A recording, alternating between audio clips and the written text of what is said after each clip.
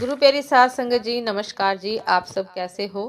आशा करती हूँ बाबा जी के श्री चरणों में अरदास करती हूँ कि मालिक की कृपा से आप सब बहुत खुश होंगे, मौज बहार में होंगे और अवश्य ही भजन सिमरन में होंगे।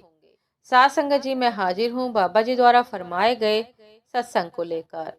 साध संगत जी, बाबा जी ने 2 जुलाई 2023 को सत्संग फरमाया और लिखारी ने बहुत ही खूबसूरत ढंग से लिखा और हम तक पहुंचाने का, संगत तक पहुंचाने का प्रयास किया है। साथ संगत जी, चलिए आइए आप सभी से साझा करते हैं। साथ संगत जी, दिनांक 2 जुलाई 2023 को हमारे परम सतगुरु बाबा जी ने 50 मिनट का बिना पाठी के बहुत ही मर्म स्पर्शी सत्संग फरमाकर संगत पर अमृत वर्षा की तथा साथ साथ सत्संगियों के अज्ञानताओं तथा भ्रमों पर कटाक्ष करते हुए सचेत भी किया। साथ संगत जी, बाबा जी ने सबसे पहले कबीर साहिब जी की वाणी का उल्लेख करते हुए फरमाया कि ना जब से, ना तब से, ना समंजो से, ना बरतु स्नान, जब लगो जुगति न जानिए भव भक्ति भगवान। अर्थात ना ही तप करने से और ना ही समाधियां लगाकर तथा ना ही व्रत और नदियों में स्नान करने से परमात्मा से मिलाप किया जा सकता है या उसका भेद पाया जा सकता है। परमात्मा को तब तक नहीं पाया जा सकता जब तक उससे मिलाप करने की युक्ति नहीं जानते हो और परमात्मा से प्रेम नहीं करते।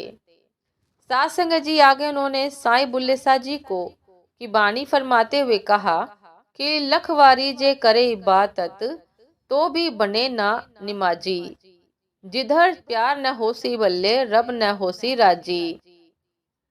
उनकी मधुर वाणी का तात्पर्य यह है, केवल बाह्यमुखी साधन अपनाने से सत्संग सेवा इबादत से कुछ नहीं होगा। बाह्यमुखी साधनों का एक सीमित दायरा होता है। ये केवल हमारे लिए माहौल पैदा कर सकते हैं, लेकिन हमारा लक्ष्य मुक्ति है तो हमें इन बाह्यमुखी साधनों से ऊपर उठकर अंतर्मुख होना पड़ेगा। साथ संगत जी, आगे फिर बाबा जी ने हुजूर महाराज जी की बात बताई कि उन्होंने हमें 40 साल तक हमें यही समझाया कि सिमरन भजन करो, सिमरन भजन करो, पर क्या हम उनकी बात को मान रहे हैं? क्योंकि हम तो अपने आप को इस नाशवान शरीर के साथ जोड़कर बैठ गए हैं। कभी हम सतगुरु के कपड़ों को हाथ लगाते हैं तो कभी उनके दर्शनों के लिए पीछे पीछे भागते फिरते हैं और कभी उनके पैरों को हाथ लगाते हैं। फिर बाबा जी ने सख्त लहजे में समझाते हुए फरमाया कि कितनी बार सत्संगों में समझाया जाता है कि जो भी हमको प्राप्त होगा वो अंदर से ही प्राप्त होगा। फिर हम इन बाह्यमुखी साधनों में ही उलझे रहते हैं। क्यों उलझे रहते हैं? साथ संगत जी, बाबा जी ने आगे विस्तार से समझाया कि अगर कपड़ों को हाथ लगाने से ही हमारे कर्म समाप्त हो जाते तो हम इन महापुरुषों ने पहले ही अपने कपड़े के टुकड़े टुकड़े करके आप लोगों के सुपुर्द कर देने थे। अगर पैरों को हाथ लगाने से पाप धुल जाते तो गला फाड़ फाड़ कर सत्संग करने की जरूरत क्या थी? मैं अपने पैरों को नीचे कर बैठ जाऊंगा और आपको बोलूंगा कि पैरों को हाथ लगाओ और जाओ, कर्मों से मुक्ति पाओ। तथा दर्शनों के बारे में समझाया कि दर्शन किए नहीं जाते, दर्शन दिए जाते हैं। अगर मालिक ने दर्शन देने होते हैं तो 7 समुंदर पार भी दर्शन हो जाते हैं, और अगर दर्शन नहीं देने होते हैं तो पास में बैठे व्यक्ति को भी दर्शन नहीं होते हैं। साथ संगत जी, बाबा जी ने महात्मा बुद्ध जी की वाणी का सुंदर शब्दों में बखान करते हुए समझाया कि बुद्ध जी अपने शिष्यों को ज्ञान देते थे कि कोई भी चीज जो आपके काम आ रही है तो उसको जरूर तवज्जो दो, महत्व दो और उससे जरूरी लाभ उठाओ। परंतु अगर वो ही चीज जब आपके लिए रुकावट बनकर खड़ी हो जाए तथा आपको आगे बढ़ने में रोड़ा अटकाने लगे तो उसको अपनी जिंदगी से निकाल देना चाहिए। साथ संगत जी, बाबा जी ने इस कथन को विस्तार से समझाते हुए फरमाया कि सारी उम्र इस शरीर के साथ जुड़कर बैठेंगे तो रूहानी तरक्की नहीं होगी और इस शरीर से ही हटना पड़ेगा।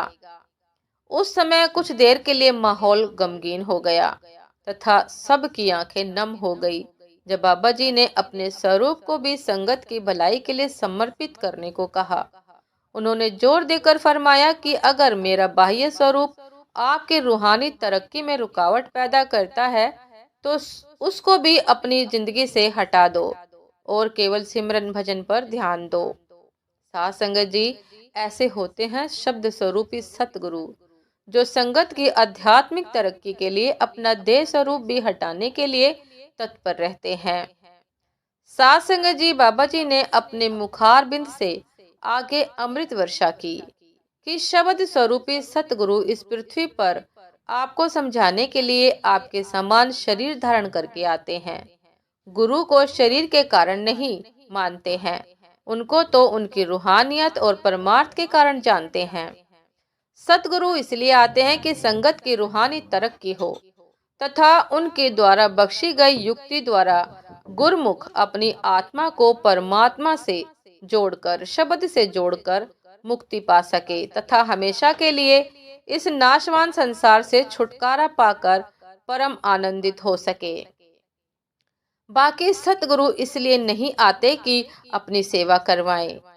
साथ संगत जी, बाबा जी ने फिर समझाते हुए कहा कि सारी उम्र केवल जरूरत पूरी करने में ही लगे तो आखिर जानवर और इंसान में क्या फर्क है। फिर एक दिन मौत के बाद उस योनि में जाना पड़ेगा। साथ संगत जी आगे उदाहरण देते हुए समझाया कि अगर एक बच्चा नाली में गिर जाता है तो उसकी माँ सबसे पहले बच्चे को नाली में से निकालती है और उसको साफ करती है, ना कि पहले नाली साफ करती है। उसी प्रकार महापुरुष भी हमको इस नासवान संसार की गंदगी से निकालकर पवित्र बनाने की कोशिश करते हैं। आगे बाबा जी ने फरमाया कि परमात्मा ने इंसान को विवेक की ताकत बख्शी है कि हम खुद मुख्तियार बने, परंतु फिर भी हम मांगते बने फिर रहे हैं। 24 घंटे मांगते रहते हैं। जो नियमतें हमें कुल मालिक ने बख्शी है उनमें भी हमें खुश रहना चाहिए। ज्यादा चीजें मांगने से वो चीजें हमारी नहीं होती बल्कि हम उनके बन कर रह जाते हैं। साथ संगत जी, बाबा जी ने कहा कि करनी आपो आपनी के नेड़े के दूर, यानी कर्म दो प्रकार के होते हैं, एक नेक कर्म और एक मंदे यानी बुरे कर्म। नेक कर्म हमको अपने सतगुरु के नजदीक ले जाते हैं और बुरे कर्म सतगुरु से दूर। इसलिए अगर अपने सतगुरु का सानिध्य चाहते हो तो हमेशा नेक कर्म करते रहो। मायावी चीजों से मुक्ति नहीं मिलती, फिर मायावी चीजों में आकर जन्म लेना पड़ता है। जब तक भजन सिमरन करके अंदर से रिश्ता नहीं जोड़ते तो बाकी झूठी तसल्लियों से कुछ नहीं होगा कि हमने इतने सत्संग सुने, दर्शन किए, सेवा की, आदि आदि। जो मिलेगा अंदर से मिलेगा, शब्द से जुड़ने से ही मिलेगा। साथ संगत जी, बाबा जी ने गुरबानी के शब्द को लेते हुए समझाया कि राम गयो रावण गयो, गयो बहु परिवार, नानक कुछ थीर नहीं सपने जो संसार। राम रहियो साधु रहियो, रहियो गुरु गोबिंद। यानी कि इस संसार में केवल नाम, सतगुरु और शब्द परमात्मा ही स्थिर है और अमर है, बाकी सब नाशवान है और यह जीवन एक सपने के समान है। साथ संगत जी, बाबा जी ने कहा कि हुजूर महाराज समझाते थे कि चाहे अच्छे कर्म करो या बुरे कर्म, शरीर में तो वापस आना है। केवल फर्क ये है कि अच्छे कर्मों से अच्छी योनि और बुरे कर्मों से बुरी, पर इस नाशवान संसार में तो आना ही पड़ेगा। बेड़ी चाहे सोने की हो चाहे लोहे की, बेड़ी तो बेड़ी ही होती है। इसलिए मुक्ति के लिए प्रयास करो। साथ संगत जी, बाबा जी ने हुजूर महाराज जी की कहानी का उल्लेख करते हुए समझाया कि एक कैद खाने में एक कैदी की दशा अत्यंत ही दयनीय थी। वहां एक प्रेमी परमार्थी आया और उनकी दुर्दशा देखकर उसको अच्छा खाना मुहैया करवाया ताकि उसकी सेहत अच्छी हो, जिससे कैद खाने में उसकी स्थिति कुछ अच्छी हुई। दूसरा परोपकारी आया, उसने अच्छे अच्छे साफ सुथरे वस्त्र मुहैया करवाए ताकि वह साफ सुथरे वस्त्र को पहन सके, साफ सुथरा रह सके। जिससे उसकी स्थिति कैद खाने में कुछ और बेहतर हुई। तीसरा परोपकारी आया, उसने उसकी स्थिति को ध्यान नहीं देते हुए उसको वहां से आजाद करवाया ताकि कैद खाने की जिंदगी से मुक्ति पा सके। अब बाबा जी ने सवाल किया कि सबसे बड़ा परोपकारी कौन, जिन्होंने कैदी की स्थिति बेहतर की या जिसने उनको कैद से मुक्त करवाया। साथ संगत जी, बाबा जी ने फरमाया कि आजकल लोग केवल अपनी स्थिति बेहतर करने में लगे हुए हैं। उनको मुक्ति से लेना देना नहीं है, जिसके कारण उनको जन्मों जन्मांतर तक पीड़ा झेलनी पड़ रही है।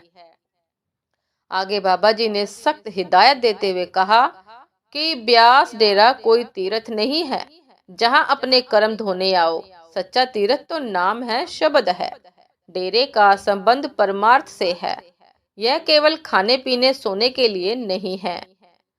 साथ संगत जी, बाबा जी ने आगे फरमाया कि परमार्थ में कोई छोटा बड़ा नहीं होता, इसलिए सेवा में कभी अहंकार नहीं आना चाहिए। उन्होंने भीखा साहिब की वाणी में समझाया कि भीखा भूखा कोई नहीं, सबकी गठरी लाल, गिरी खोलत जानत नहीं, सब भाई कंगाल।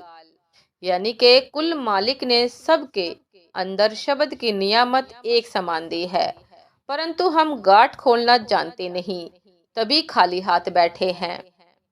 साथ संगत जी, बाबा जी गुरबानी का शब्द पढ़ के सुनाया कि सज्जन से ही नाल मैं चल दिया नाल चलन, जीते लेखे मंगिया तिथे खड़ो दिसन। यानी कि रिश्ते नाते गर्ज के मौत के बाद और गर्ज निकलने के बाद सब छोड़कर चले जाएंगे।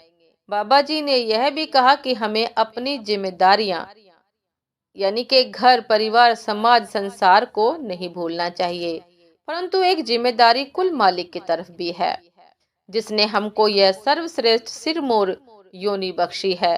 बाकी रिश्ते नाते तो कुछ समय के लिए है या गर्ज के हैं, गर्ज खत्म रिश्ते खत्म। साथ संगत जी, बाबा जी ने गुरमुख और मनमुख में अंतर बताते हुए फरमाया कि गुरमुख वो है जो हुक्म में रहकर सेवा सिमरन तथा भजन करता है, और मनमुख वो है जो अपने मन की मति के साथ चलता है। आगे उन्होंने फरमाया कि खुद की पहचान करो, जिनको अपनी पहचान हो गई तो उनको अपने आप परमात्मा की पहचान हो जाती है। Self realisation is God realisation. साथ संगत जी, बाबा जी ने आगे फरमाया कि अगर अपने आप में शांति आएगी तो ही हम दूसरों को दुख सुख में सहारा दे सकेंगे, नहीं तो खुद भी डूबेंगे तथा औरों को भी डुबाएंगे।